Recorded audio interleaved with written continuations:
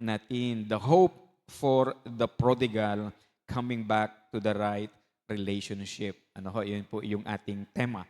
At ang paksa po natin ngayon, the process that leads to change. Yun hong proseso na pinagdaanan noong prodigal son.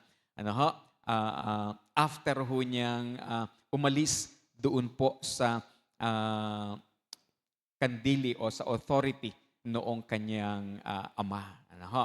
So alam ho natin mula nung pasimula ay buong tapang niyang sinabi, ibigay niyo na po sa akin yung aking mamanahin. Iyan naman ay talagang akin. Ano ho? At ang sabi po doon, ibinigay po ito ng kanyang ama. And makalipas po, umalis po daw yung anak at nagpunta ho sa malayong lugar. And makalipas po ang ilang mga panahon, naubos na yung lahat ng kanyang kayamanan, lahat ng kanyang ari-arian na minanan niya doon po sa kanyang tatay. At ang sabi po doon, nagkaroon ng tagutom doon sa lugar kung saan naroroon yung hong prodigal son. Ano ho?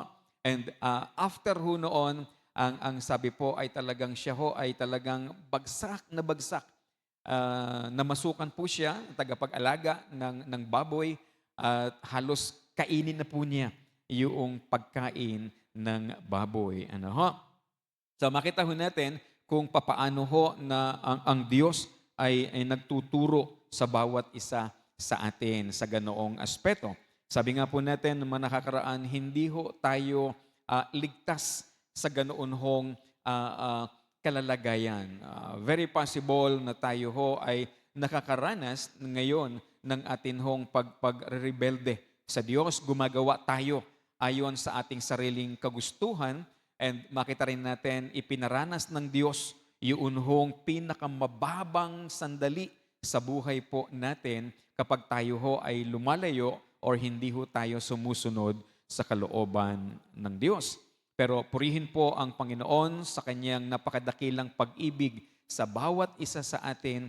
Mayroon po siyang pagpag-abot, ano ho? At hindi ho niya tayo hinahayaan na tayo ho ay talagang totally mapariwara. Ano po?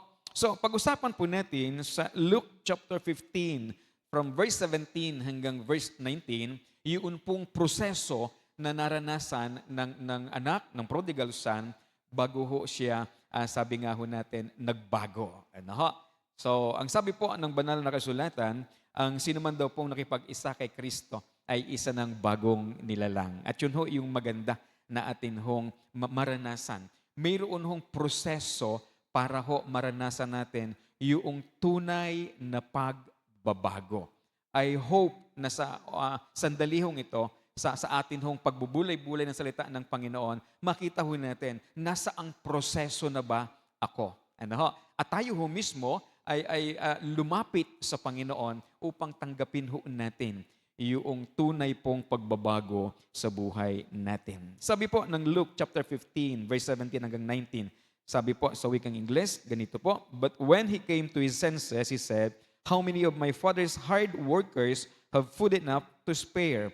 But here I am dying for hunger. I will get up and go to my father and say to him, Father, I have sinned against heaven and against you. I am no longer worthy to be called your son. Treat me like one of your hired workers.'" Makita ho natin, ano ho? From verse 17 hanggang verse 19, after po na maranasan noong anak, yung pinakamababang bahagi ng kanyang buhay, pinakamalungkot na bahagi ng kanyang buhay, and probably desperate na yugto sa kanyang buhay, ang sabi po, nagkaroon ho ng pagkilos ang Diyos sa kanya. No? Tandaan ho natin, tayo ho bilang mga makasalanan, wala ho talaga tayong sariling kakayanan para i-process yun hong nangyayari sa buhay natin. Tayo ho bilang mga makasalanan ay alipin ng kasalanan at nag-i-enjoy doon ho sa kapangyarihan ng kasalanan. Totally ho, sabi nga ho, deprived ho tayo noong karunungan para atin hong maunawaan kung ano ho yung plano ng Diyos. So, kapag ho tayo ay hindi binayayaan ng Panginoon ng kakayanang mag-process noong ating mga nararanasan. Kung hindi ho tayo bibigyan ng Lord ng divine wisdom para maunawaan ano itong nangyayari sa akin, ano, ay wala ho talagang mangyayari. Kaya nga ho, ang sabi, ang kaligtasan ho talaga ay biyaya lamang talaga ng Diyos. Hindi ho natin kayang ialis yung ating sarili doon ho sa pinakamababang yugto ng ating buhay. At ang pinakamalungkot, sabi ko nga po, baka nag-i-enjoy pa tayo. So, pag-usapan ho natin, papaano ho naranasan ng prodigal son yung process, yung sistema ng Diyos para ho siya ay magkaroon ng pagbabago. So, ang sabi po diyan, yun hong prodigal son ay nagpunta sa malayong lugar, malayo doon sa kanyang ama, na hindi na siya pwedeng pakialaman. Ano ho? Pero isa hong magandang bagay na una ho niyang naranasan at ito ho yung proseso ng Diyos. Ano ho? Sabi po diyan, the process that leads to change is number 1, realization. Napakahalaga ho na atin hong maunawaan yung mga nangyayari sa buhay po ng bawat isa sa atin. So verse 17, ang sabi po diyan, kung atin hong babasahin, sabi niya, ngunit napag-isip-isip ng anak. O napag-isip-isip niya ang kanyang ginawa at nasabi niya sa kanyang sarili, labis-labis ang pagkain ng mga alila ng aking ama, samantalang ako'y namamatay dito sa gutom. When he came to his senses, napag-isip-isip ho niya. Nagkaroon ho siya ng ano ba nangyayari sa akin? Natauhan ho itong prodigal son. Sabi nga ho natin, yun hong realization ay tumutukoy ho doon sa self-awareness natin sa kung ano yung nangyayari sa paligid natin. Ano yung nangyayari sa buhay natin. Nag-i-evaluate tayo. Nagtatanong tayo, bakit ganito ang nangyayari sa akin? You know? Yung sitwasyon ng buhay natin, nagkakaroon ho tayo nung tinatawag nating reality check. Ano ho ba talaga yung totoong nangyayari sa buhay natin? Tandaan natin, ang prodigal son, after ho niyang lumayo sa presensya ng kanyang ama, nag-enjoy siya ng todo-todo. Nakipagbarkada siya sa mga gusto niyang kaibigan at na-enjoy niya yung company noong kanyang barkada. At doon sa lugar na iyon, nag-enjoy siya na lustayin yung kanyang minana sa kanyang ama. May mga panahon sa buhay natin, wala ho tayong pakialam sa kung ano ang nangyayari sa atin. As long as nag-enjoy tayo. Pero makita ho natin, yung kauna-unahang proseso, yung kauna-unahang pagkilos ng Diyos sa atin hong buhay, ay yun hong tayo ay matauhan sa kung ano ang nangyayari sa atin. Every time ho na nakakapakinig tayo ng salita ng Panginoon, dapat ho ito ho ay nagre-rema sa atin. Dapat ho ito ho ay na-highlight sa atin. Dapat ho ito ho ay may dating sa atin. Hindi ko alam kung naranasan nyo na ho yung kauna-unahan ng pakikinig ng salita ng Panginoon na nag-struck sa inyong sarili. Nakita kagad din nyo yung sarili ninyo, papunta pala ako ng impyerno. Ako pala ay isang makasalanan. Wala pala akong pag-asa. Ang prodigal son, after ho niya na maranasan yun hong pinakamababang yugto sa kanyang buhay, ang sabi po noong verse 17, when he came to his senses, ito ho yung totoong nangyayari na. Ito na ho yung katotohanan sa kanyang buhay. Hindi na ho ito basta parang hallucination lang or kasi nag-i-enjoy siya. Hindi ho. Ito na ho yung realidad ng kanyang buhay. Bagsak na bagsak po yung kanyang buhay. Nakita ho niya yung kaibahan nung kanyang buhay nung nasa piling siya ng kanyang ama compared sa buhay niya nung oras na iyon. Pag sinabi ho nating tayo ho'y natatauhan, nagiging totoo na ho yung pagbabalanse natin. Meron ho tayong tinatawag na madly in love. Narinig niyo na ho yung salitang yun? Kapag ang isang individual talaga naman hong patay na patay doon sa kanyang boyfriend or girlfriend, wala ho siyang nakikita na anuman hong pangit doon. Ano? Every time na makikita niyo kanyang boyfriend, ang tingin niya ho, si Prince Charming ay laging lumalapit sa kanya. Bakit ho? Kasi ho, wala ho siya doon sa realidad ng kanyang buhay. At ang tao ho, kapag ho tayo alipin nung kasalanan, wala ho tayo doon sa realidad ng ating buhay. Ang akala natin, ito na yung the best. Ito na yung totoo. Sabi ko nga ho, nung linggo, nung ako ho'y nasa Imus, yun hong pag-alipin sa atin ng kasalanan, wala ho tayong kakayanang tumanggi. Wala ho tayong lakas para umayaw. Wala ho tayong wisdom para isipin kung ano ho yung tama at kung ano ho yung mali. As long as tayo ho'y sunod-sunuran lamang. Ang prodigal son, dumating ho siya sa napakasaganang biyaya ng ating Panginoon. Binigyan po siya ng, sabi nga, kamalayan sa kung ano yung nangyayari. Nakita ho niya yung kanyang sarili. Naalala ko ho, yung Romans 12 from verse 2 hanggang verse 3. Ang sabi ho ng Apostol Pablo sa mga mananampalataya, after ho na sabihin niyang ihandog ninyo dahil napakabuti ng Diyos, dahil napakasagana ng habag ng Diyos, i-offer ninyo ang inyong mga sarili bilang isang haing buhay banal at kalugod-lugod sa Panginoon. Pero sa verse 2 at saka sa verse 3, ang sabi po niya, do not conform to this present world, but be transformed by the renewing of your mind. Sinasabi lang ho ng Apostol Pablo, gumising ka, mag-isip ka, tingnan mo yung nangyayari sa buhay mo, unawain mo yung nangyayari sa buhay mo. Hindi po pwede na ikaw ay kung ano lang ang mangyayari. Kaya sira-sira, kung ano yung dumating, yun ang hindi. Magplano ka, mag-isip ka, tingnan mo ano nangyayari sa buhay mo. Ikumpara mo doon sa iyong mga kasabayan. Ikumpara mo doon sa iyong mga kakilala. Ikumpara mo sa kapareho mong mananampalataya. Ang sabi kasi yung prodigal son, sabi niya, yung mga alipin ng tatay ko, ang dami nilang pagkain. Samantalang ako, wala. So, dapat ho ay nagkakaroon tayo ng ganoong kaisipan. Or wala tayong pakialam sa kung ano ang nangyayari sa ating kapaligiran, sa ating mga buhay. Ang sabi po diyan, para ho maunawaan natin kung ano yung good and pleasing, perfect will ng Panginoon, wag daw ho tayong makiayos takbo ng sanlibutan ito at magbago raw po tayo ng ating mga isipan.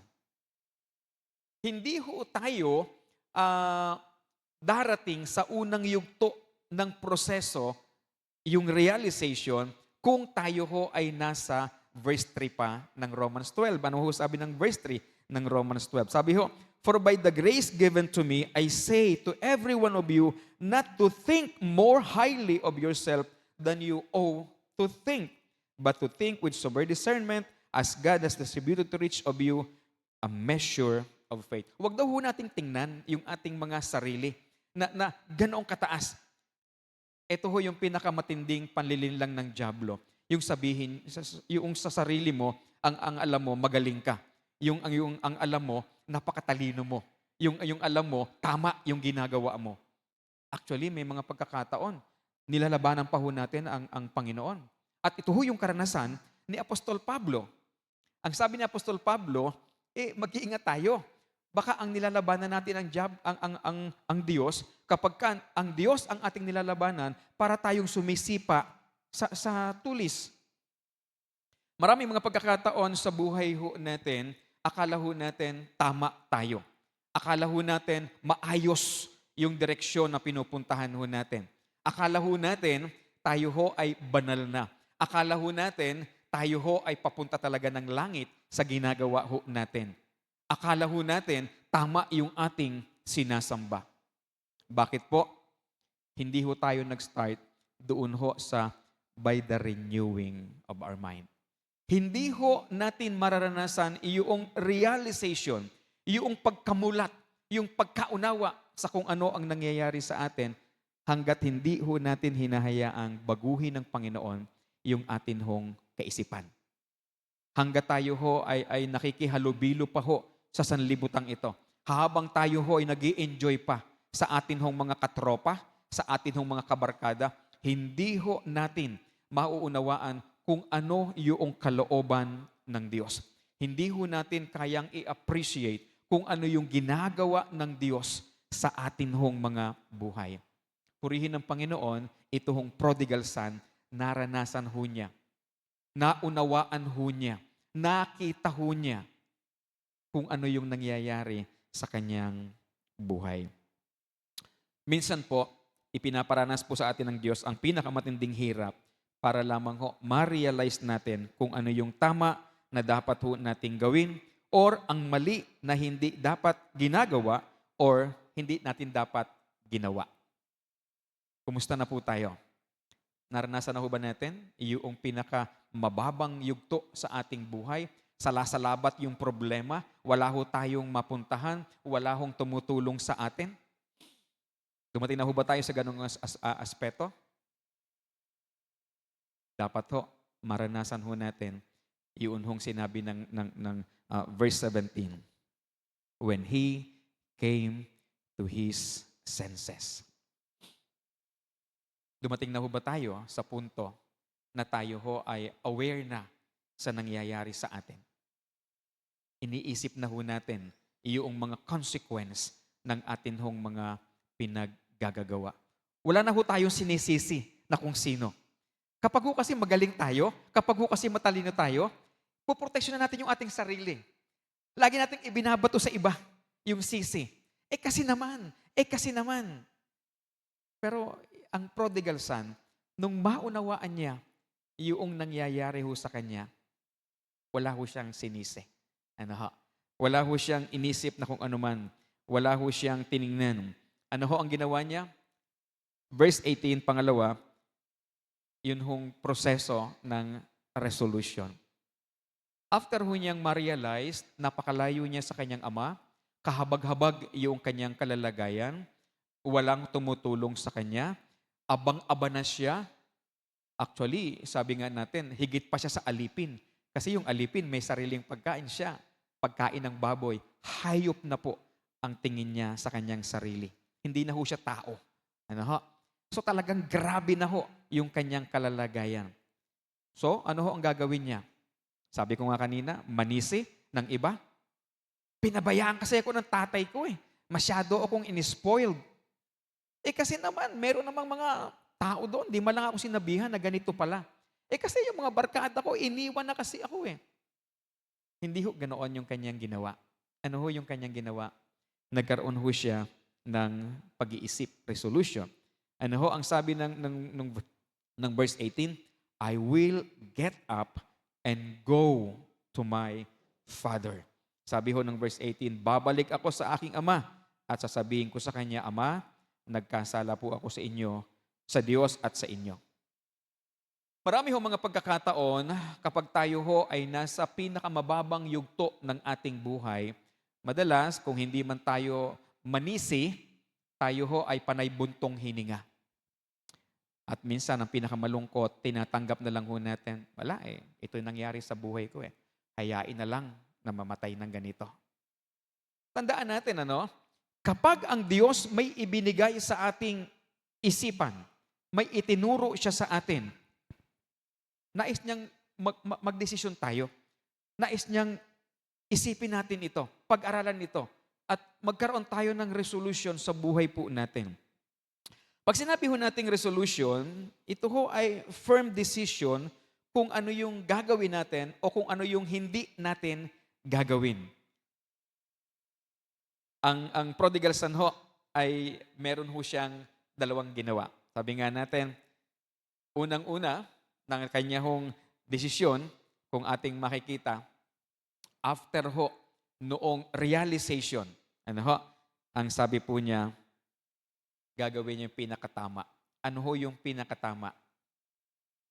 Bumalik sa kanyang ama. Iwanan yung hong pinakamababang bahagi ng iyong buhay at magkaroon ka ng pagkakataon para magpanibagong sigla. Malimit ating marinig, oh, hindi na ako sasama sa mga training na yan. Matanda na ako. Hindi ko na kaya ang pumunta sa mga ganito, sa mga ganyan. Marami tayong mga ganong pagkakataon. Mayroong challenge, ano? Mayroon hong ibinibigay na kaisipan sa atin ang Panginoon. Pero, yung ating sarili, yung ating sinusunod. Ayaw na natin hong mahirapan. Ayaw na natin hong gumawa. Ay, matanda na ako. Ito na lang, tanggapin ko na ako'y maging mahirap, mamatay na mahirap. Napakarami hong kwento ng mga may edad. Ang KFC, di ba? 65 si Colonel Sanders, noong kanyang pasimulan, yung kanyang business. Pero makita natin, nag-boom ito. Nakarating pa nga sa atin. At marami pa ho tayong kakilala na matanda na, pero nung binigyan sila ng Panginoon ng kaisipan, nagdesisyon sila. Gumawa sila ng hakbang. At sabi nga ho natin, ang prodigal son, ginawa ho niya, after ho niyang ma-realize na, ba't ba ako naririto? Sa bahay ng tatay ko, ang mga alipin, sagana sa pagkain. Tatay ko yun. Alaga niya yung kanyang mga alipin. Samantalang ako, narito ako. Grabe ang aking karanasan. Hindi ito yung kalooban ng Panginoon. May pag-asa pa. May chance pa ako. Babalik ako ngayon sa tatay ko. Alam niyo ho ba na pwede ho siyang mamatay kapag bumalik ho siya sa kanyang tatay? Bakit ho? Ang sabi ho ng Deuteronomy, kapag ang anak mo ay rebelde, alam ho ito ng mga tao sa paligid nila, pwede hong patayin yung batang yun. And obviously, kumalat ho sa kanilang community na itong anak na ito ay rebelde, kinuha na, hiningi na yung kanyang mana, umalis, at alam ng mga tao kung ano yung pinagagagawa niya. Sa kanyang pagbabalik ho, doon sa lugar nila, ang sino mang makakita at makakilala sa kanya, pwede ho siyang batuhin para mamatay na. Kasi ho, siya ho ay convicted na. Rebelde ho siya. At ang Deuteronomy, ang batas ho nila, papatayin ho sa bato. Iyon hong rebelding anak. So, sa kanya, wala na ho yun. Ang alam mo niya, yung pinakatamang paraan, bagamat mahirap, babalik ako sa Ama. Sino sa inyo rito ang first time na narinig ang salita ng Panginoon, ang naisip, babalik ako sa tunay na Diyos? O ang naisip po ninyo, hindi ako magpapalit ng relihiyon ko. Dito na ako mamamatay. May mga ganoon, na napakakitid ng pangunawa. Samantalang, mayroong conviction, mayroong pagtuturo na ginagawa ang Diyos. Kaya nga sabi ho ang sumulat ng Hebreo, kapag narinig ninyo ang salita ng Panginoon, huwag niyong papagmatigasin ang inyong mga puso. Marami ho sa atin, every time na marinig po ang mensahe ng Panginoon, ipinapasa sa iba. Ayaw tanggapin sa kanyang sarili. Tandaan ninyo every time po na tayo ay naririto, during worship service, tayo ho ay personal na nakikipag-usap sa Panginoon. At ang salita ho ng Panginoon na atin hong naririnig, personal ho yan sa atin. Hindi ho sa ating katabi. Hindi ho yan sa misis ninyo, sa mister ninyo. Sa atin ho yan. Individually, kinakausap po tayo ng banal na Espiritu. At dapat ho, nag-i-evaluate tayo batay sa ating narinig, sa ating sariling kalalagayan. Ito hong prodigal son, after ho niya na marinig yung bagay na iyon, agad-agad ho, nagbalak ho siya. Nagproseso ho siya sa kanyang isipan. Kailangan ko magdesisyon. Mag-stay ba ako rito sa napakaabang kalagayan? Tsak walang pag-asa rito? O doon sa chance na pwede kong puntahan ng aking ama, bagamat mayroong risk na pwede akong mamatay? Marami hong mga chances na ibinibigay ang Lord sa buhay natin na pinakawalan ho natin. Bakit ho? Kasi ho, may sarili tayong gusto. May sarili tayong kaisipan. Hindi, magaling ako eh. Alam ko yan, tama yung dinalakaran kong yan. Ay, wala na akong pag-asa. Baka patayin pa ako pag umuwi ako ron sa amin. Amo na, dito na lang. Sayang yung chance na ibinibigay ng Panginoon. So every time ho na tayo ay nakakaranas ng napakatinding karanasan sa buhay po natin, ito ho ay binibigyan tayo ng Lord para magbalanse, para mag-isip. So ito yung realization process na ibinibigay ng Lord sa atin. And after ho, na ma-realize natin kung ano yung dapat ho nating gawin, naunawaan na ho natin, nabuksan yung ating kaisipan, dapat ho magkaroon tayo ng resolution. Dapat ho magkaroon tayo, mag-decide tayo, ano yung gagawin natin. Sabi po ng James chapter 4 verse 17. So whoever knows what is good to do and does not do it, it is guilty of sin. Sa kanya na nakaalam ng mabuti na dapat niyang gawin at hindi niya ito ginawa, ito'y kasalanan. So kapag tayo ho ay kinatagpo ng Panginoon, kinonvict ho tayo, dumating ho tayo doon sa realization process. And after ho, doon sa realization process, nagkaroon ho tayo ng resolution. At naunawaan ho natin, ito yung tama na dapat kong gawin. Pero hindi ho natin ginawa, tayo ho ay nagkakasala.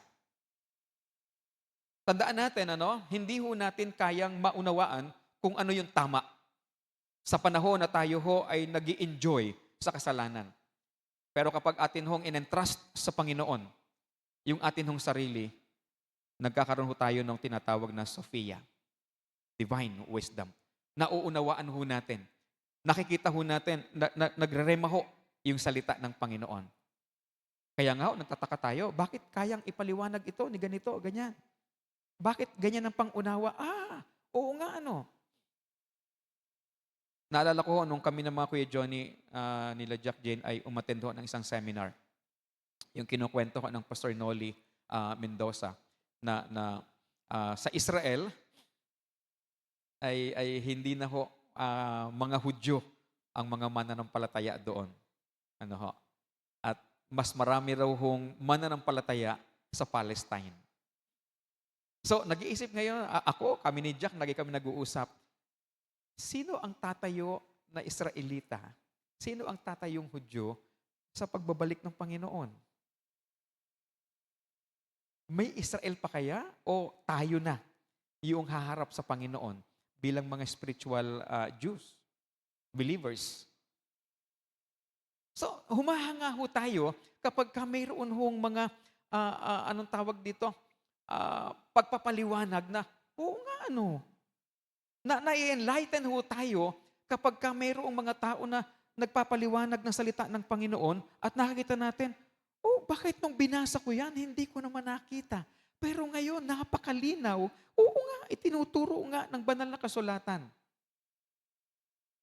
So kapag ho tayo ay pinatnubayan ng banal na Espiritu, pinagkalooban ng karunungan, nauunawaan ho natin ng malinaw ang salita ng Diyos. Pero kapag hindi ho natin ginawa kung ano ho yung tama na itinuro sa atin ng Panginoon, nagkakasala po tayo.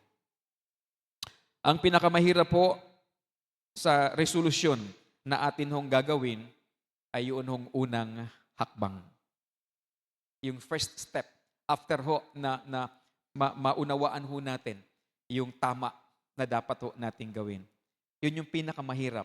Sa prodigal son, napakahirap. Probably, ay siguro nagdalawang isip pa siya. Baka ako'y mapariwara. Pero, nakakatuwa na kapag ho talaga hopeless tayo, kapag ho talaga nakita natin na walang ibang paraan, napupursige ho tayo na gawin yung bagay na. At na-amaze tayo. Wow! Akala ko ito yung mangyayari sa akin. Pero kumilos ang Panginoon. No?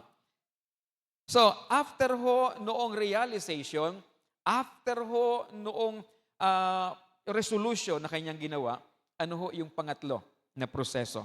Verse 18 and verse 19, makita ho natin diyan, ang sabi ho ng prodigal son sa kanyang ama, Father, I have sinned.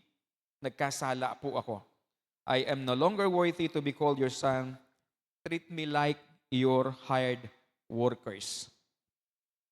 Sabi po niya, Ama, nagkasala po ako. Sabi po niya, sa Diyos at sa inyo. Hindi na po ako karapat dapat tawaging anak ninyo. ibilang na lamang ninyo akong isa sa inyong mga alipin. Pero ang sabi nga po roon, yun yung desisyon. At sa verse 20, ang sabi po roon, at siya'y nagpasyang umuwi sa kanila. At ginawa ho niya kung ano ho yung kanyang plano, kung ano ho yung resolusyon na kanyang naisip. Verse 21, sinabi na ho niya sa ama, siya ho ay nagsisisi. So ano hong kanito? Ito yung repentance. Ano ho? Ito ho yung pag-amin. Ito ho yung, sabi nga, pagbabago na po ng isip. Yan ho yung meaning ng repentance. Change of mind. Pagbabago ng isipan natin. Makita ho natin, ang sabi po diyan, doon sa kanyang pagsisisi, doon sa kanyang paghingi ng tawad sa kanyang ama. Makita ho natin, sabi roon, gawin mo na lamang po akong alipin mo. Ituring mo na lang akong alipin. Bakit po? Alam mo kasi niya, kinuha niya na yung lahat. Pinutol niya na yung relationship niya sa kanyang ama. So, bilang kapakumbabaan, kasi pwede ho na magmayabang pa itong anak na ito eh. Pwedeng sabihin na, di ba, anak mo naman ako? Di ba, tatay naman kita? At hindi mawawala iyon?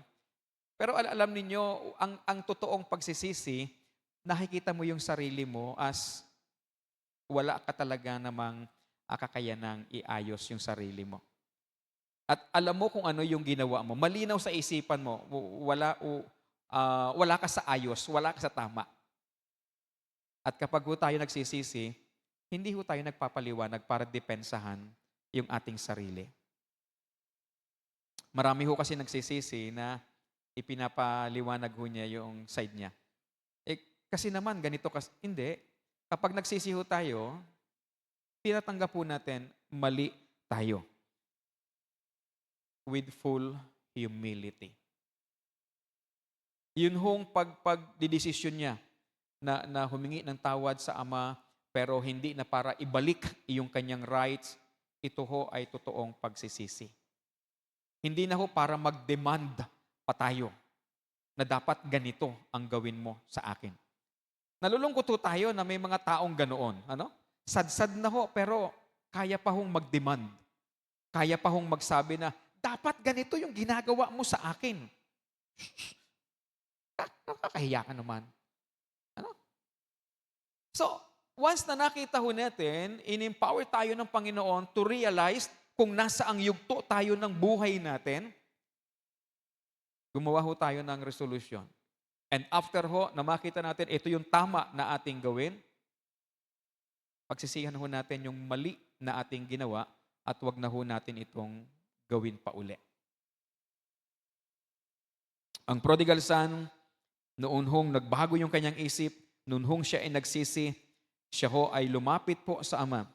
Nagpakumbaba, hindi na ho talaga niya kinuha yung kanyang rights. Ito ho, sabi nga ho natin, ito ho ay sign ng total humility, kababaang loob. At yung pagtanggap ng kung ano yung ibigay po sa kanya. Wala ho siyang kakayanang mag-demand ng kanyang sarili. Meron daw hong 5 steps para ho doon sa totoong pagsisisi. Step number 1, yung confession. Pagsusuko ng iyong sarili. Pagtanggap mo, na mali talaga.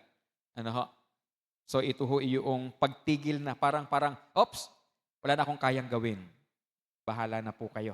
Ano man yung inyong ihatol sa akin. Yun daw ho yung confession. Pangalawa, pagtanggap na ikaw ay mali. At hindi mo na dapat pang ipaliwanag kung ano yung iyong ginagawa. Bakit mo nagawa iyon? And then, step number 3, express daw po yung ating pagsisisi, yung regrets natin na nagawa natin ito. And then, step number 4, commit to change. Tayo ho mismo, magkwan ho tayo, kailangan kong magbago. And then, 5, ask humbly for forgiveness. Hindi ho po pwede na wala ho noong paghingi ng tawad. Pagsasabi ho ng sorry. Yung prodigal son, after ho niyang ma-realize yung kamali ang kanyang ginawa, Bumalik po sa kanyang tatay and then humingi po siya ng tawad. At sinabi niya, nagkamali ako. Marami ho mga pagkakataon sa buhay po natin, tayo ho ay nalungkot lang. Magkaiba daw po yung pagsisisi at pagkalungkot. Si Judas at saka si Pedro, pareho ang kanilang ginawang pagtaksil sa Panginoong Hesus. Si Judas ho, after ho na mangyari yung ginawa ho niya, ano ho ang kanyang siya ho ay nalungkot. Siya ho ay nag-remorse talaga siya. Nagdalamhati po siya. Pero hindi ho para mag-sorry. Actually, hindi na ho siya bumalik kay Jesus. Nagpakamatay ho siya. Hindi ho niya kayang harapin yung mali na kanyang ginawa. So, hindi ho ito pagsisisi. Kasi nga ho, pinoproteksyonan pa rin niya yung kanyang sarili. Hindi niya kaya na aminin mali yung kanyang ginawa. Nag-commit po siya ng suicide. Si Peter, after ho na ma-realize na mali yung kanyang ginawa, noon siya ho ay masumpungan niya ang Panginoon, pinuntahan siya ng Panginoon, nagsisi po siya at nanumbalik doon sa kanyang commitment sa Panginoon. Kumusta ho tayo? Meron na ho ba tayong realization? Dumating na ho ba tayo sa punto na hindi ito kalooban ng Diyos? Itong ginagawa kong ito ay hindi kalooban ng Diyos. Itong kalalagayan kong ito ay hindi kalooban ng Diyos. Itong mga pinaggagawa kong ito ay hindi kalooban ng Diyos. Dumating na ho ba tayo sa ganong aspeto ng buhay natin? O nag-i-enjoy pa rin tayo? After ho nating makita ng malinaw yung totoong kalalagayan ho natin, punta ho tayo sa ikalawang proseso. Magbalangkas ho tayo kung ano yung tama o mali na kung ano yung tama na dapat nating gawin at kung ano yung mali na dapat nating huwag nang gawin. Resolution natin dapat yun. And then, mag-repent po tayo. Pagsisihan natin. Say sorry doon sa ating nagawa. And gawin ho natin yung dapat ho nating gawin. Mag-move on tayo, huwag ho tayong manatili doon sa mali na ating ginagawa na ipinaunawa ng Diyos sa atin. Mga kapatid, mga pinakamamahal, sabi ko nga po sa inyo, ang Diyos ay napakasagana ng kanyang pagmamahal sa atin. Ipinapaunawa niya sa atin yung mga nangyayari sa buhay natin. Atin hong pasalamatan ng Diyos, atin hong ibalik sa Diyos iyong kapurihan. Wala hong matanda, wala hong matagal na ko lang ginagawa yan, mahayain na. Wag. As long as meron hong revelation ng Lord sa atin, may chance po tayo para magbago, para makabalik po tayo doon sa tamang yugto ng ating buhay kasama ang Diyos.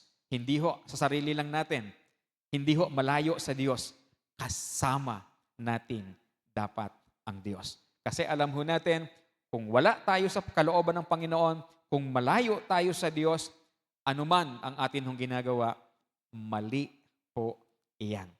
So hayaan natin na ang Diyos ang siyang tumulong, gumabay, magturo sa bawat isa sa atin. At nawa nga po, dumating ho tayo sa yugto ng ating buhay, makabalik po tayo sa piling ng ating Ama.